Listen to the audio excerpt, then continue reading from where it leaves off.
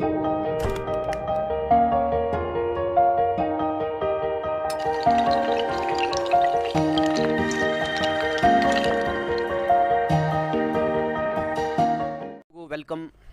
Welcome welcome welcome. काफ़ी है। तो अगर आपको याद हो, हम पढ़ क्या रहे हैं? हम पढ़ रहे हैं इन्फ्लेशन और डिफ्लेशन पढ़ा, और इन्फ्लेशन और डिफ्लेशन को कंट्रोल करने के तरीके। यानी कि हमने अभी तक फिस्कल पॉलिसी पढ़ दी है, और अब हम आरबीआई की मॉनिटरी पॉलिसी पढ़ रहे हैं। और आरबीआई की मॉनिटरी पॉलिसी में हमने, ज़रा आप ऐसा कीजिए, अपने नोट निकालिए जहां आपने लिए, जो आपके नोट्स मिले हैं। देखिए आरबीआई की मॉनिटरी पॉलिसी, नज़र लगाओ वहाँ पे। वीडियो को रोको यहाँ पे, हाँ रोको वीडियो को, और वो वाला पेज निकालो जहाँ पे आरबीआई लिखा है और आरबीआई के नीचे मॉनिटरी पॉलिसी लिखी है। शुरू में ही क्वांटिटेटिव इंस्ट्रूमेंट यानी कि बैंक रेट, मैं एक बार आपको दिखा ही लेता हूँ। देखो देखो देखो देखो, रिकॉल करते हैं ना थोड़ा, और फिर मैं अभी आपको एक बताऊँगा चीज़ कि आपको ये इन्फ्लेशन ज़्यादा अच्छे से समझ कैसे आएगा। देखो आरबीआई का हमने पढ़ा कि भाई आरबीआई इन्फ्लेशन को कंट्रोल कैसे करती है। अब आरबीआई इन्फ्लेशन को कंट्रोल कैसे करती है ये अभी तक मैंने आपको पढ़ाया नहीं है, बट अभी तक आरबीआई के कुछ गाइडलाइंस हमने पढ़े हैं, यानी कि कुछ पॉलिसी के कुछ नियम पढ़े हैं, जिसमें एक साइड आता है क्वांटिटेटिव इंस्ट्रूमेंट, एक साइड आता है क्वांटिटेटिव, दूसरी तरफ आता है क्वालिटेटिव।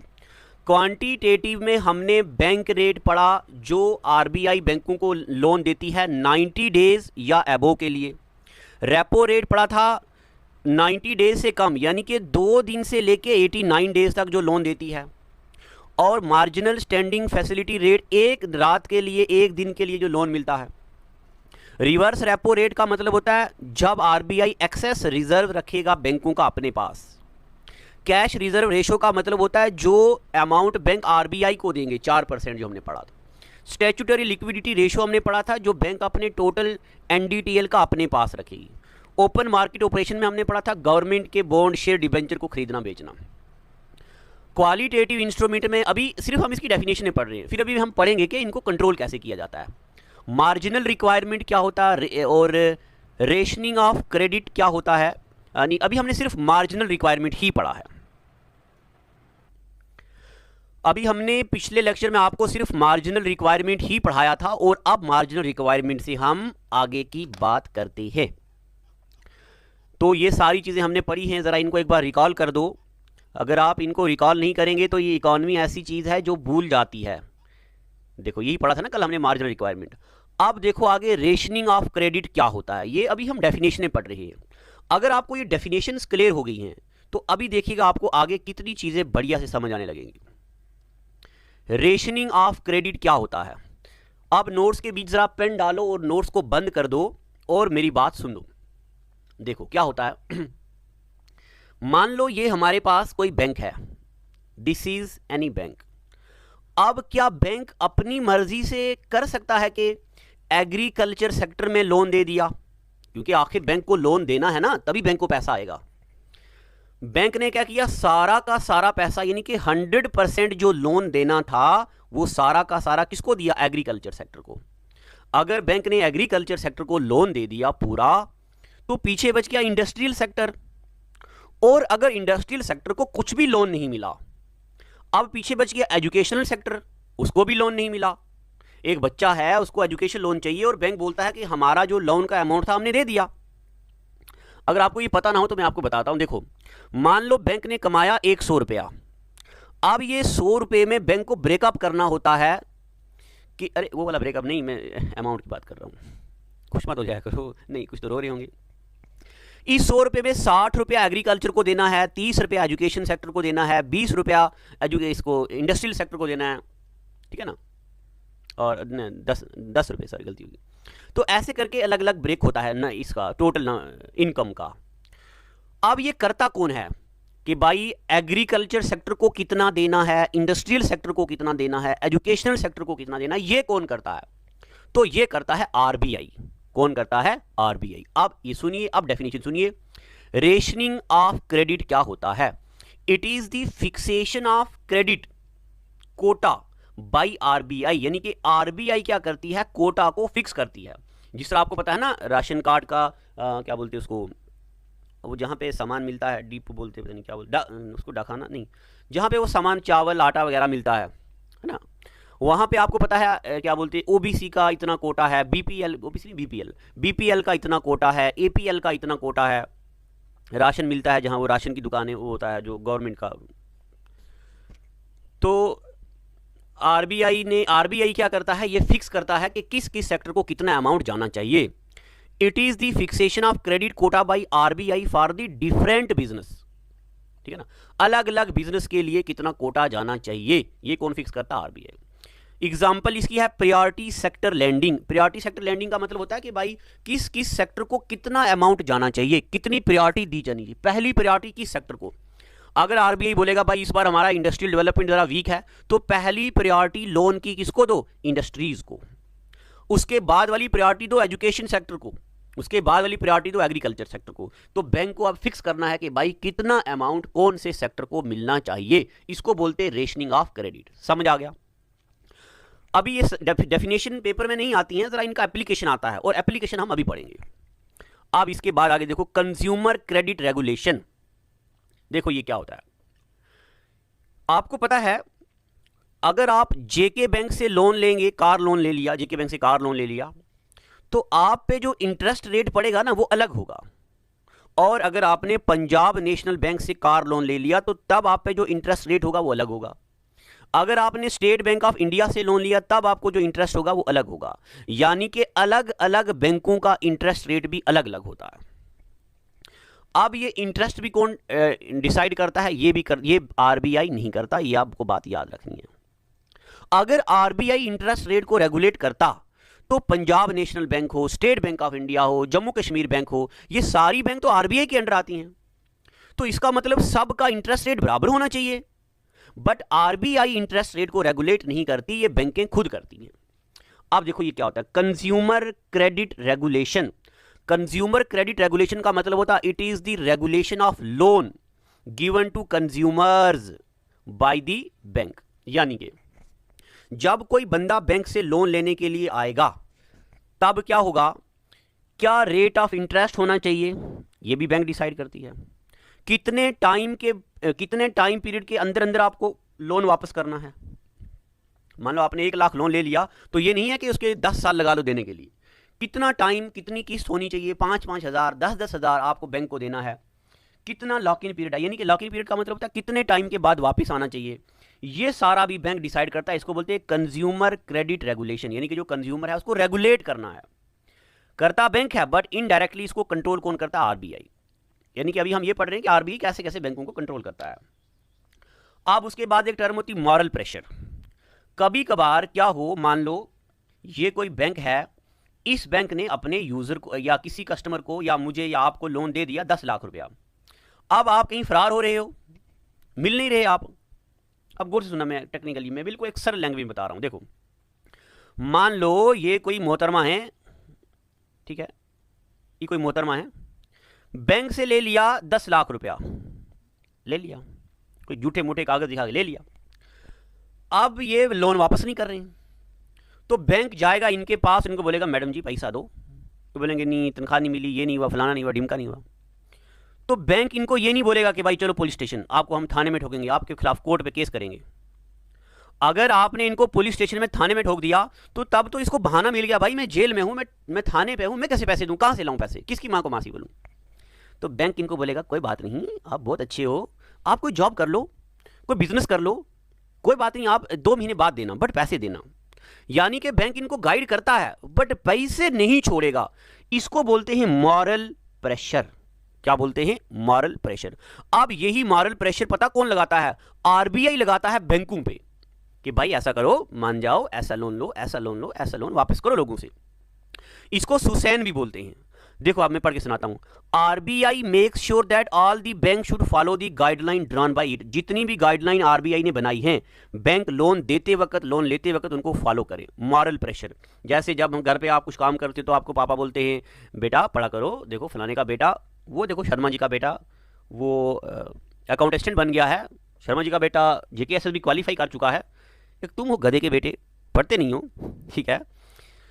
तो इस तरह पापा आपको प्रेशर डालते, बेटा पढ़ो, बेटा पढ़ो, बेटा पढ़ो, फलाने का बेटा ये बन गया, ढिमके का बेटा ये बन गया।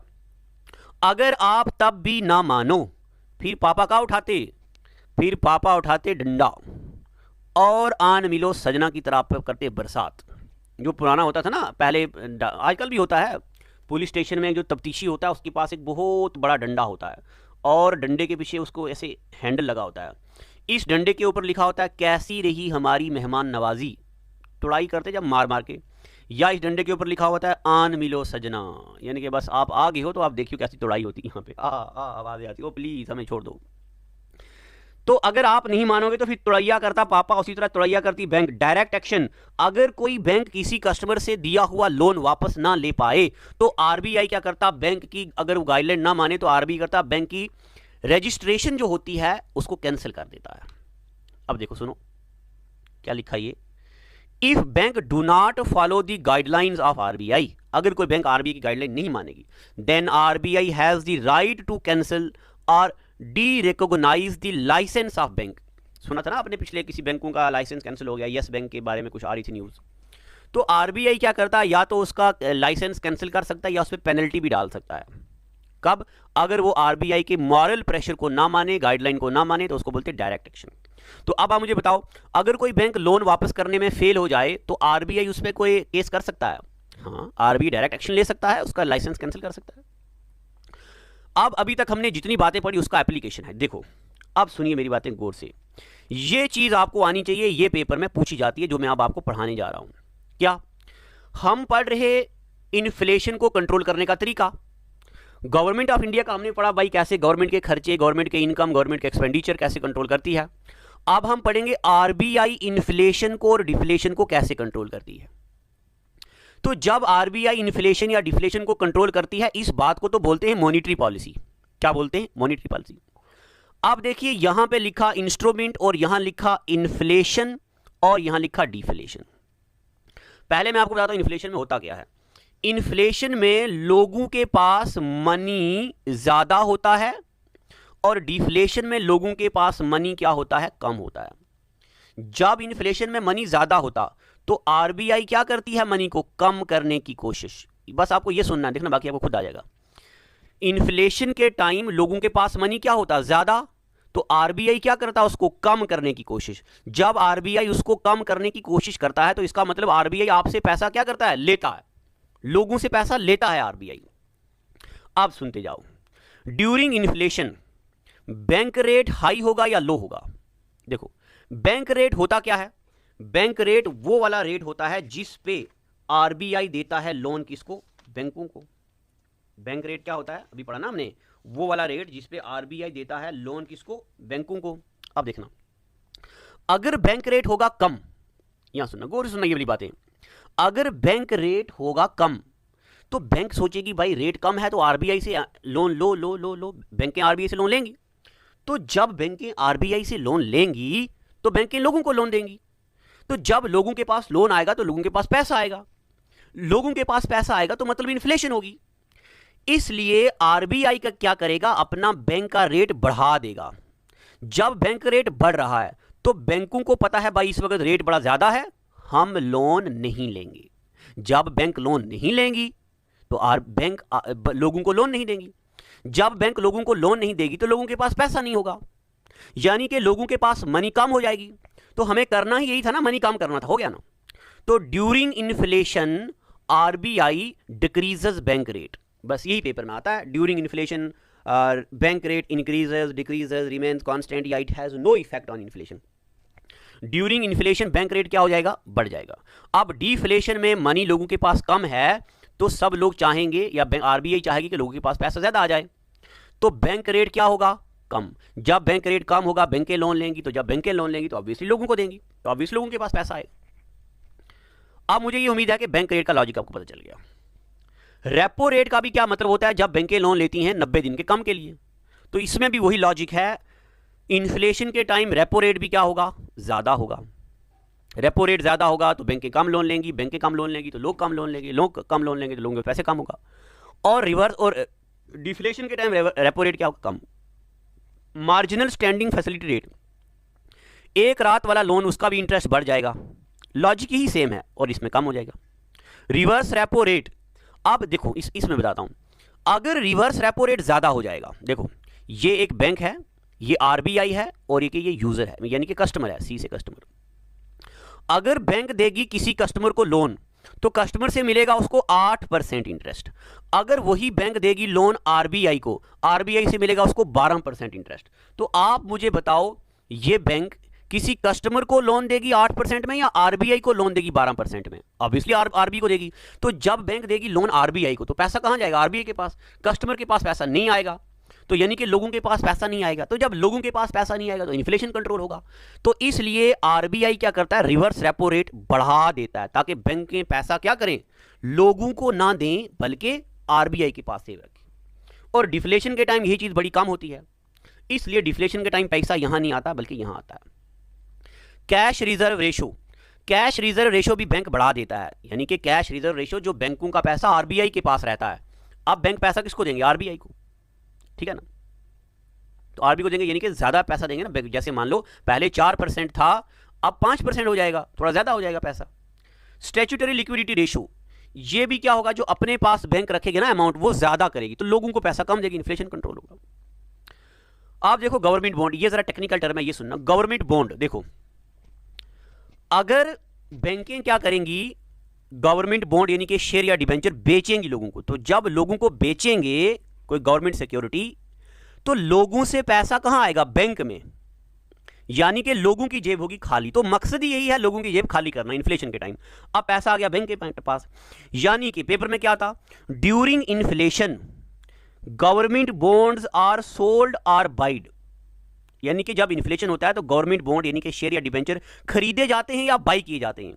तो वो क्या गवर्नमेंट क्या करती, गवर्नमेंट उनको खरीदती है। गवर्नमेंट क्या करती है, गवर्नमेंट क्या करती, बेचती सेल, गवर्नमेंट क्या करती, बेचती। क्यों? ताकि लोगों से पैसा गवर्नमेंट के पास या लोगों के से पैसा बैंक के पास आए। और डिफ्लेशन के टाइम क्या करती है, बाई करती है लोगों से। ये थोड़ी सी टेक्निकल है, हो सकता है आपको समझ ना आए, लाइव क्लास में पूछना, ठीक है ना। और उसके बाद ये सारा हमने पढ़ दिया। अब मार्जिनल रिक्वायरमेंट, हाँ, मार्जिनल रिक्वायरमेंट क्या होता है? मार्जिनल रिक्वायरमेंट मैंने आपको बताया था, मान लो अगर हमें लोन चाहिए 3 लाख रुपए का, तो हमें बैंक के पास कम से कम 4 लाख रुपए के कुछ कागज रखने चाहिए। तो जब इन्फ्लेशन है तो पहले तो लोन मिलेगा नहीं। अब अगर लोन मिलेगा तो 3 लाख के बदले में हमें कम से कम 5 लाख रुपए की चीजें गिरवी करनी पड़ेंगी। मार्जिनल रिक्वायरमेंट पहले देखो कितना था, 1, अब कितना हो गया, 2। तो मार्जिनल रिक्वायरमेंट बढ़ा दिया जाएगा और डिफ्लेशन के टाइम में कम कर दीजिएगा।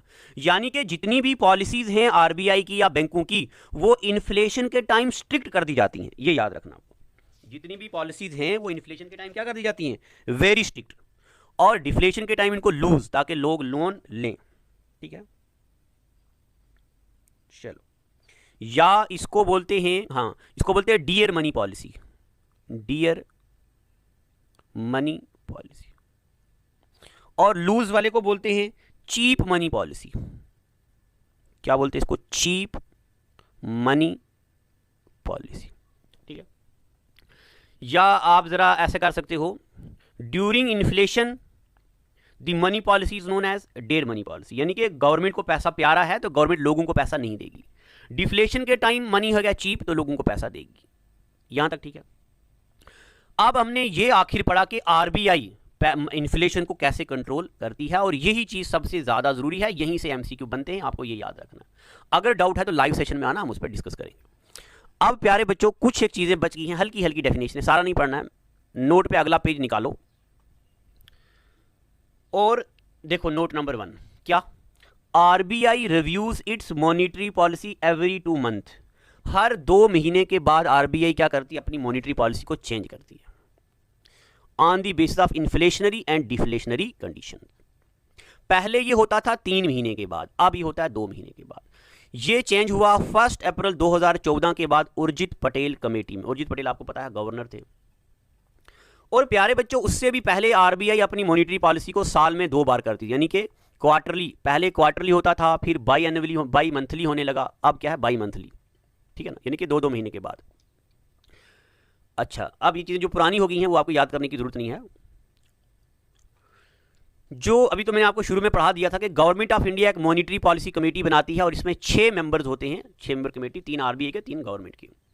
अब ये जो 3 कौन होते हैं ये याद रखने की जरूरत नहीं है, क्योंकि ये डायनेमिक है, ये याद करने की जरूरत नहीं है, एक्स्ट्रा चीजें ये मत पढ़ो, ये मत पढ़ो, ये चलो ये नहीं पढ़ना है आपको। अब आपको क्या पढ़ना है मैं आपको वो बताता हूं। कुछ टर्म्स ऐसी हैं जो इन्फ्लेशन के रिलेटेड हैं, वो पढ़ो। सबसे पहला लिखा स्ट्रक्चरल या बॉटल नेक इन्फ्लेशन। क्या है ये? स्ट्रक्चरल इन्फ्लेशन क्या होता है या बॉटल नेक इन्फ्लेशन क्या होता है, पेपर में चीजें पूछी जाती हैं। अब देखो कभी कभार ऐसा होता है, जिसमें आपको एग्जांपल लेके बताता हूं। ये है जम्मू की क्या नाम है उस जगह का, आरएसपुरा, ठीक है, आरएसपुरा। अब आरएसपुरा की मैंने एग्जांपल इसलिए ली क्योंकि आरएसपुरा में चावल ज्यादा होते हैं। मान लो यहां पे 100 क्विंटल चावल होते थे हर साल, बट 2020 में बारिश इतनी ज्यादा आई कि ये जो चावल हैं 100 क्विंटल के बजाय हो गए 40 क्विंटल, चावल कम हो गए। अब चावलों की पैदावार कम हुई है, बट ये थोड़ी है कि लोग चावल खाना छोड़ देंगे, लोग चावल तो खाएंगे, यानी कि डिमांड उतनी ही रहेगी, डिमांड में चेंज नहीं होगा, क्वांटिटी में चेंज, सप्लाई कम हो गया है किसी कारण। तो जब सप्लाई हो जाए कम और डिमांड रहे बराबर, अब इन्फ्लेशन में तो हमने पढ़ा ना कि भाई जितनी डिमांड होगी उतनी सप्लाई होगी, वो सारा कुछ पढ़ा हमने। अब अगर ऐसी सिचुएशन आ जाए कि सप्लाई हो जाए कम और डिमांड रहे बराबर, ऐसी इन्फ्लेशन को बोलते हैं बॉटल नेक इन्फ्लेशन। क्या बोलते हैं इसको? बॉटल नेक इन्फ्लेशन, या इसको स्ट्रक्चरल इन्फ्लेशन बोलते हैं। अब what is structural inflation? When supply decreases drastically and demand remains unchanged resulting in rise of price. इससे कीमतें बढ़ जाती हैं, ठीक है ना। इन नटशेल इन्फ्लेशन का मतलब ही यही है कि प्राइस बढ़ता है। अब हमने पढ़ा था ना, प्राइस या तो डिमांड के कारण बढ़ता है या तो प्राइस फैक्टर इनकम से बढ़ता है, ठीक है ना। यानी कि हमारे पास वो जो फैक्टर ऑफ प्रोडक्शन है, लैंड लेबर कैपिटल ऑर्गेनाइजेशन, मैं एक बार फिर से बताता हूं। देखो ये कोई पेन है, इस पेन की कीमत 2 तरीके से बढ़ सकती है। एक तो पेन की डिमांड बड़ी ज्यादा हो गई, एक पेन जिन जिन चीजों से बनता है, प्लास्टिक से, इंक से, जो मजदूर है या जो जगह है, फैक्टर प्रोडक्शन की वजह से, फैक्टर ऑफ प्रोडक्शन की वजह से पेन महंगा हो गया। ये 2 तरीके हैं, इसको बोलते हैं इन्फ्लेशन। बट अगर सप्लाई ही ना हो पीछे से और डिमांड उतनी ही रहे, तब भी चीजों की कीमतें बढ़ जाती हैं, और ऐसी इन्फ्लेशन को बोलते बॉटल नेक इन्फ्लेशन या बोलते स्ट्रक्चरल इन्फ्लेशन, ठीक है। एक तो ये डेफिनेशन मुझे पढ़ानी थी। अब दूसरा पढ़ाना इन्फ्लेशन स्पाइरल क्या होता है। अब इन्फ्लेशन स्पाइरल का मतलब देखो, सुनना गौर से। लोगों के पास मनी सप्लाई ज्यादा है, जब मनी सप्लाई ज्यादा है तो ऑब्वियसली इन्फ्लेशन बढ़ जाएगा, जब इन्फ्लेशन बढ़ेगा तो लोगों का इनकम बढ़ेगा, है ना। अब जब इनकम बढ़ेगा तो यानी कि फिर से इन्फ्लेशन बढ़ेगा, और फिर से इन्फ्लेशन बढ़ेगा तो फिर से वो डिफ्लेशन करेगा, गवर्नमेंट अपनी मॉनेटरी पॉलिसी लाएगी, फिर इन्फ्लेशन, फिर डिफ्लेशन, फिर इन्फ्लेशन, फिर डिफ्लेशन। यानी कि हमने बिजनेस साइकिल में पढ़ा था ना, ये देखो, बढ़ता फिर कम होता, फिर बढ़ता फिर कम होता, फिर बढ़ता फिर कम होता, इसी तरह का ऐसा स्पाइरल चलता रहता है, ये up down up down up down up down, इसी को बोलते हैं इन्फ्लेशन स्पाइरल। इन्फ्लेशन स्पाइरल का मतलब पहले ज्यादा है इन्फ्लेशन, फिर कम हुआ, फिर ज्यादा, फिर कम हुआ, फिर ज्यादा, फिर कम हुआ, तो ये सर्कल चलता रहता है, ठीक है। उसके बाद यहां पे ऐसे एक नोट लिखा है, ये पढ़ने की जरूरत नहीं है, चलो बट ऐसे में बता देता हूं ये है लिखा हुआ क्या है। आपको पता है ना, हमें जॉब वालों को टीए मिलता है, डीए मिलता है। डीए का मतलब होता है डेयर अलाउंसेस। तो ये जो अलाउंसेस होते हैं ना, ये कंज्यूमर प्राइस इंडेक्स पर मेजर किए जाते हैं, ये ऐसे लिखा है यहां पे। अब प्यारे बच्चों एक और टर्म आती है इन्फ्लेशन से रिलेटेड, जिसको बोलते हैं फिलिप कर्व। अब ये फिलिप कर्व क्या होती है? एक चाचा हैं जिनका नाम है विलियम कर्व, ठीक, चाचे का नाम ही है फिलिप विलियम कर्व। और इन्होंने कहा, क्या कहा कि अगर हम, पहले इस ग्राफ को छोड़ो, पहले ये यहां पे सुनो, अगर हम एक एक्स एक्सिस लें और एक वाई एक्सिस लें, और अब आपको पता है ना, ये नीचे से ऊपर बढ़ता बढ़ता बढ़ता बढ़ता बढ़ता चला जा रहा है। ये यहां से देखो, ये बढ़ता 1 2 3 4 5, 1 2 3 4 5। अगर इन्फ्लेशन है मान लो 5, इन्फ्लेशन है 5, ये जब इन्फ्लेशन 5 है उस वक्त अनएम्प्लॉयमेंट मान लो 2 है, ये ऊपर इन्फ्लेशन है और वाई एक्सिस पे अनएम्प्लॉयमेंट। तो जब इन्फ्लेशन 5 है, अनएम्प्लॉयमेंट 2 है, अगर हम इन्फ्लेशन को करें कम करेंगे, मान लो इन्फ्लेशन कर दिया हमने 3, ये 3 कर दिया यहां पे, तो जब इन्फ्लेशन हो गया कम, तब अनएम्प्लॉयमेंट देखो होगी ज्यादा। तो इन्होंने एक ऐसा कर्व बना दिया और इन्होंने बोला जब इन्फ्लेशन होगा ज्यादा तो अनएम्प्लॉयमेंट होगी कम, और जब इन्फ्लेशन होगा कम तब अनएम्प्लॉयमेंट होगी ज्यादा। बस इसी कर्व को बोलते हैं फिलिप कर्व। ये देखो, इन्फ्लेशन होगा ज्यादा, अनएम्प्लॉयमेंट होगी कम, और इन्फ्लेशन होगा कम, अनएम्प्लॉयमेंट होगी ज्यादा, यानी कि इसको बोलते हैं नेगेटिव रिलेशन। आपको पेपर में ऐसा आ सकता, in case of Philip curve the relationship between inflation and unemployment is positive, negative, none of the above, both, या हैज नो इफेक्ट। तो इससे क्या होता है, नेगेटिव रिलेशन, यानी कि ये इनवर्सली प्रोपोर्शनल है। देखो ये लिखा हुआ inversely proportional. In the short run unemployment is inversely proportional to inflation. But ये ज्यादा लंबे टाइम के लिए नहीं होता, ये बात याद रखना, ये शॉर्ट टर्म के लिए होता है, छोटे टाइम के लिए। इसी को बोलते हैं फिलिप कर्व। ठीक है, अब कुछ और भी पढ़ते हैं, ये पढ़ने की जरूरत नहीं है, ये ऐसे ही है लिखा हुआ। अब देखो एक और चीज होती है स्क्यूफ्लेशन। क्या होता है स्क्यूफ्लेशन? अब स्क्यूफ्लेशन क्या होता है, देखो मान लो पेट्रोल की कीमतें बहुत ज्यादा हैं, गाड़ियों की कीमतें बहुत ज्यादा हैं, मगर दालें बहुत सस्ती हो गई, चावल बहुत सस्ते हो गए, आटा बहुत सस्ता हो गया। तो जब ऐसी कंडीशन आए कि कुछ चीजों के दाम आसमान को छूने लगे और कुछ चीजें बिल्कुल सस्ती हो जाएं, ऐसी सिचुएशन को बोलते हैं स्क्यूफ्लेशन। एक बच्चे ने मुझे पूछा भी था कि सर अगर इन्फ्लेशन का मतलब होता है महंगाई, तो ऐसा भी तो हो सकता, इन्फ्लेशन का मतलब होता है व्हेन जनरल टर्म्स या general price of all the commodity increase, सारी चीजें महंगी हो जाएं। बट ऐसा भी तो हो सकता है कि कुछ चीजें हों महंगी, कुछ चीजों की कीमत बढ़ जाए और कुछ चीजों की कीमत कम हो जाए। तो ऐसा होता है ना। तो a condition when price of some commodities increases while price of some commodity decreases, कुछ चीजों की कीमतें बढ़ें और कुछ चीजों की कीमतें कम हों, ऐसी कंडीशन को बोलते हैं स्क्यूफ्लेशन। क्या बोलते हैं इसको? स्क्यूफ्लेशन। अब आखिरी एक टर्म रह गई कोर इन्फ्लेशन। अब कोर इन्फ्लेशन क्या होता है? कोर इन्फ्लेशन का मतलब होता है जब सारी की सारी चीजों की कीमतें बढ़ने लग जाएं मगर फूड आइटम और फ्यूल की कीमत को कोई बढ़ावा ना हो, तब इसको बोलते हैं core inflation. When price of all commodity increases except for the price of food and fuel. अब फूड एंड फ्यूल क्यों लिया? रीजन इसके पीछे यह है कि जो खाने पीने की चीजें और फ्यूल की चीजें हैं वो पलक झपकते अप डाउन हो जाती हैं। आपने सुना होगा आज फ्यूल पेट्रोल ऐसे है, कल ऐसा हो गया।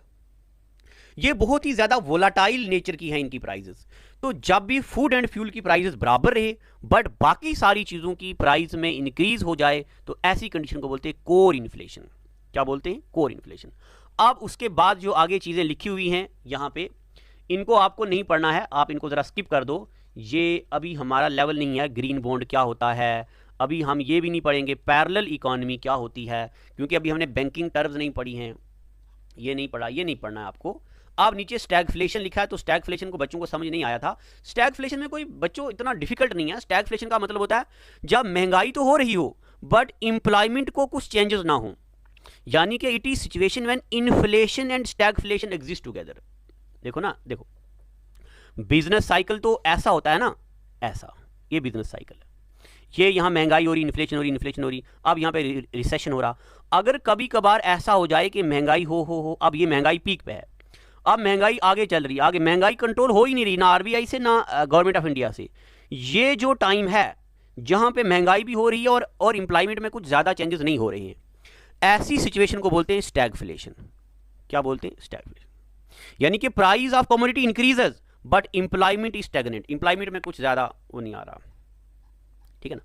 उसके बाद आगे ये पंप प्राइमरी है, ये नहीं पढ़ना आपको। ठीक है ना। अब आज का हमारा ये टॉपिक हुआ खत्म, यानी कि कौन सा टॉपिक आज हमने पढ़ दिया? इन्फ्लेशन। अब आपको ये रिवाइज कैसे करना है मैं आपको बता रहा हूं। देखो आप पेज नंबर 1 ओपन करो। सबसे पहले ये जो मैंने आपको पढ़ाया था इकोनॉमी होती क्या है, इकोनॉमी कहां से निकला, इकोनॉमी का फादर कौन है, माइक्रो और मैक्रो, हल्का सा बताया था। उसके बाद एक ही गो में यानी कि उसी टाइम में आप इन्फ्लेशन को शुरू से एंड तक पढ़ो। इन्फ्लेशन को पहले पेज से लेके एंड पेज तक पढ़ो, यानी कि यहां तक पढ़ो, यहां तक। आपको पता लगेगा इन्फ्लेशन का मतलब होता है जब चीज़ों की कीमतें महंगी हों, डिफ्लेशन का मतलब होता है जब चीज़ों की कीमतें सस्ती हों, और इन्फ्लेशन कंट्रोल कौन करता है, और इन्फ्लेशन डिफ्लेशन कौन कौन कंट्रोल करता है। सीपीआई पढ़ेंगे क्या होता है, डब्ल्यूपीआई पढ़ेंगे क्या होता है, फिस्कल पॉलिसी क्या होती है, और मॉनिटरी पॉलिसी क्या होती है, गवर्नमेंट के एक्सपेंडिचर क्या होते हैं, गवर्नमेंट का रेवेन्यू क्या होता है, और आरबीआई की टर्म्स क्या क्या होती हैं, bank rate, repo rate, reverse repo rate, cash reserve ratio, statutory liquidity ratio, ये सब चीज़ें क्या होती हैं। जब आप एक ही गो में सारा पढ़ेंगे तब आपको ज़्यादा समझ आएगा। अब आप ये सोचते होंगे तो मास्टर जी आप एक गो में काहे नहीं पढ़ाए हो, क्योंकि मुझे एक्सप्लेन करना था तो मुझे थोड़ा थोड़ा करके पढ़ाना है। अगर मैं ये सारी चीज़ें एक करके पढ़ाता तो देखो आज आई थिंक 7th लेक्चर है, तो 7-8 घंटे का एक वीडियो बन जाता, तो अब ये बड़ी दिक्कत हो जाती। तो मैंने अपनी तरफ से आज इन्फ्लेशन का जो टॉपिक था इसको 100% कवर कर दिया। अब जो कुछ चीज़ें छूट जाती हैं तो अब हम आपको MCQ देंगे, उसमें पढ़ाएंगे ये, ठीक है, यहाँ तक कोई दिक्कत। चलो आज के लिए इतना काफ़ी, कल हम पढ़ेंगे अगला कुछ लेक्चर देखते। मैं तो सोच रहा था बैंकिंग पढ़ाऊं, बट हिस्ट्री ऑफ बैंकिंग अभी नहीं पढ़ेंगे, क्योंकि आप बच्चे ज़्यादातर पंचायत अकाउंट असिस्टेंट के लिए भी पढ़ रहे हो ना, तो उसमें बैंकिंग की हिस्ट्री नहीं है। तो पहले नेशनल इनकम पढ़ देते हम। नेशनल इनकम में हमें तो काफ़ी जानकारी होगी, ज्ञान भी मिलेगा कौन करता, और इसके क्वेश्चन आ भी सकते हैं। तो थैंक यू। हमसे जुड़े रहने के लिए हमारे YouTube चैनल को सब्सक्राइब करें और नई वीडियो की नोटिफिकेशन के लिए बेल आइकॉन को दबाएं। अगर आप ये वीडियो Facebook पर देख रहे हैं तो लाइक जरूर करें और ज्यादा से ज्यादा शेयर करें।